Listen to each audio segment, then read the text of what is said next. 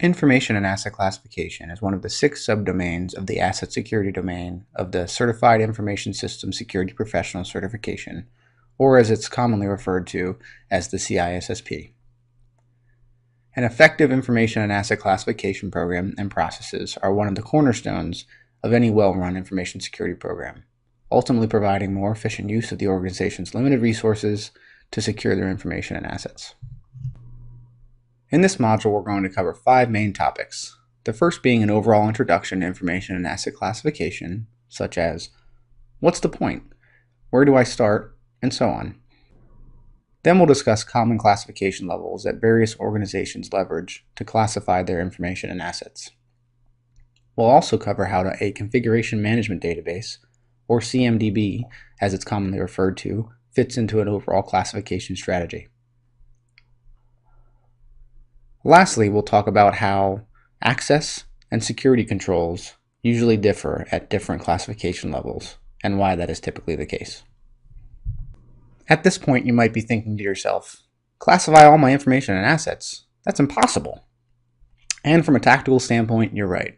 In modern organizations, the sheer volume of information and even assets can make the thought of classification seem like an impossible task to complete. With almost anything in the information security field today, clear, consistent processes coupled with the right technologies for the task, run by skilled professionals, can quickly improve almost any information security issue, even information and asset classification. We'll touch on this idea further in this module and this course, but let's dig into more of why we want to do this in the first place for now.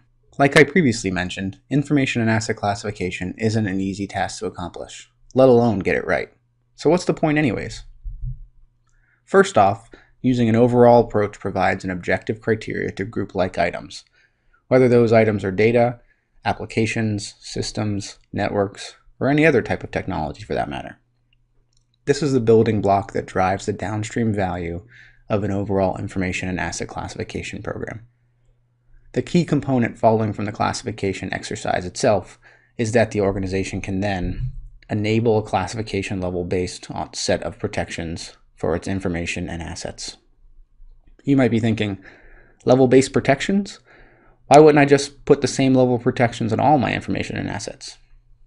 From a pure information security perspective, I'd love to see this happen as well, but unfortunately most organizations cannot effectively do this for multiple reasons, but the most common reason is that organizations have limited resources and can only provide the additional protections that are necessary for more sensitive information and assets to the information and assets that are more sensitive to an organization.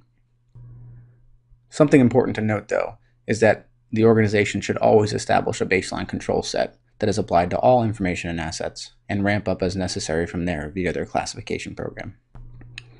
Now that you have a better understanding of why information and asset classification is important to an organization, let's dig into where you should go from here. First, you should determine the classifications that are relevant to your organization. There are a lot of different ones that are commonly used, which we'll discuss more in detail shortly. So reviewing what is already being used by others can be a great start to framing up what makes the most sense for your organization. Once the classifications are decided and agreed upon by all the relevant stakeholders in your organization, you need to document and publish your information and asset classification policy.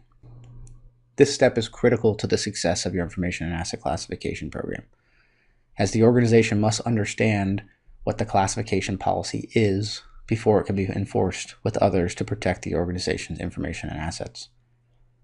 2 important caveats to effectively implementing your information and asset classification policy are that users must be aware of the policy's existence, as well as there must be technical mechanisms in place to enforce the policy.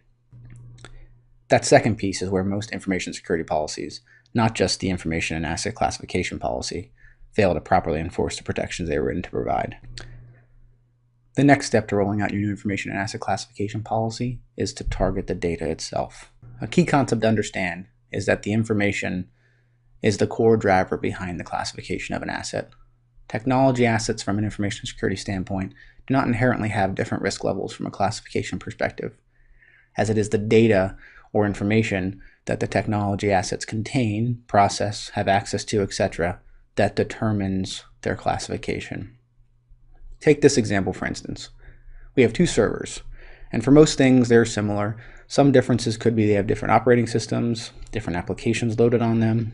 How do we classify them? Do we use the applications? What about the operating systems? From a classification perspective, they are essentially the same, as there isn't a distinguishing characteristic to classify them differently for our purposes. Now let's add one additional detail to this example, being that the first system contains an application that provides employees with a directory for the organization, and the second system contains an application that human resources uses to maintain records on employees' pay rates, their personally identifiable information, as well as other sensitive pieces. It is much clearer now that the second system has been classified as a more sensitive asset than the first system, and should have additional protections put in place to protect it from misuse. This is why it is critical for your information and asset classification program that the data is the driving force behind asset classification.